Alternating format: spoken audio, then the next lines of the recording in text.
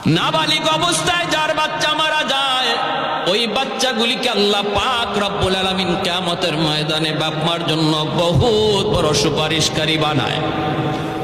বাচ্চাগুলি আল্লাহর কাছে ডাক দেয়া কয়, মালিক, ও মালিক, তুমি আমারে দুনিয়াতে পাঠাইছো, পাঠানোর সময় আমার মা কত কষ্ট করছেন, জান বের হয়ে যায় অবস্থা।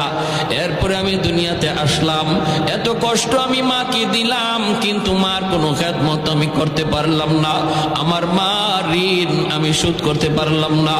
আল্লাহ, আজ যদি তুমি আমাকে জান্নাতে দিতে চাও, আমার মা বাবা সারা জান্নাতে যাইবো না, হয় আমার বাপ মার সাথে জাহান্নামে দিয়ে দাও, হয় আমাকে আমার বাপ মার সাথে জাহান্নামে দিয়ে দাও।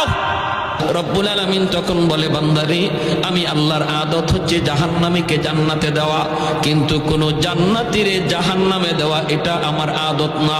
বান্দা, তুমি তো জান্নাতি, তোমাকে আমি জাহান্নাম